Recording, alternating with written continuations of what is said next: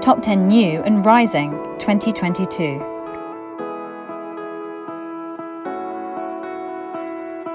Carbon truths. Carbon miles are the new calories, and consumers want to eat less. Climate-friendly diets gain traction, centered on foods with the smallest carbon footprint. Businesses will respond with more transparency regarding emissions, contributing to an increase in carbon labeling, despite the fact that carbon along the supply chain is difficult to measure. And it's not just about carbon reduction or being carbon neutral. Now the goals are carbon negative or active. Lab to fork. Cultivated protein, aka cell-based or lab-grown, is the next frontier in motherless meat. There's fast-paced development in both cellular, using animal cells, and acellular, i.e. plant-based, processes. Regulatory hurdles are jumped and price points lowered, leading proponents to say it's finally commercially viable at scale. And there's opportunity to explore beyond meat. Companies are using processes like precision fermentation to make lab-grown milk, honey, cheese, chocolate, and more. Sea farms.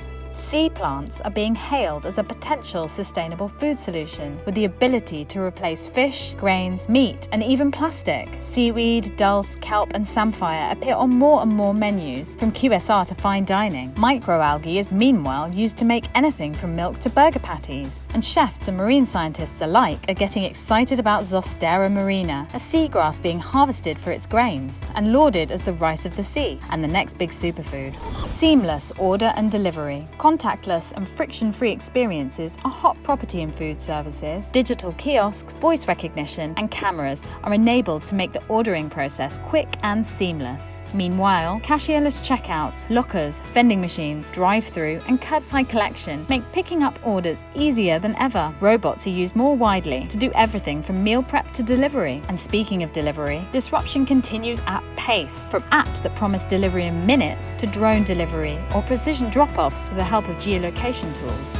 Same but healthier. The backlash against ultra-processed and HFSS, i.e. high-fat, salt, sugar foods, continues to grow, but consumers still want to enjoy their favourite foods. Cue a surge in innovation around better-for-you alternatives. Brands look to natural sweeteners and sugar alternatives like allulose to reduce the glycemic impact of products. They also turn to the likes of swap-outs, such as grain-free flour and salt substitutes, and they drive to get as close to clean label as possible, so products that are perceived as highly processed are reformulated with fewer all-natural ingredients. Little ones. Childhood obesity is a crisis, and most agree too much of kids' caloric intake comes from ultra-processed foods high in fat, salt, or sugar. So parents scrutinize labels and brands that are reformulating kids' products to make them healthier, with targeted nutrition for toddlers to teenagers. That means all natural ingredients, hidden veggies, vitamin boosters, and cutting down on the fat, salt, and sugar content of traditional favorites. And there's a growth in convenient, healthy solutions for kids, from clean energy drinks to better-for-you ready meals.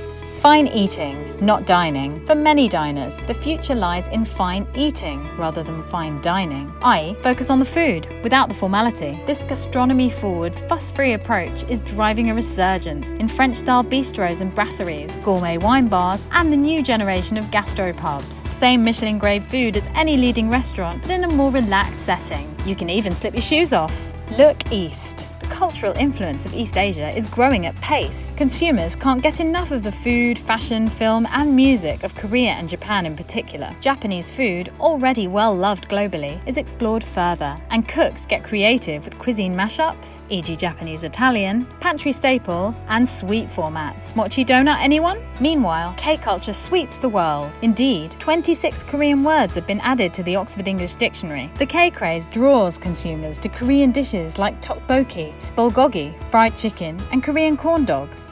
Sensory exploration. The pandemic created a newfound appreciation for our senses, not least because loss of taste and smell are well-documented COVID side effects. So now dishes are elevated with big and bold flavors. Sour, salt, spicy, and umami. Look out too for kokumi, the savory sensation described as the next umami. Brands also play with the sense of smell, using scents to transport us to happy places. And let's not forget the sense of touch. After being deprived of physical interaction for so long, we want to use our hands and play with our food.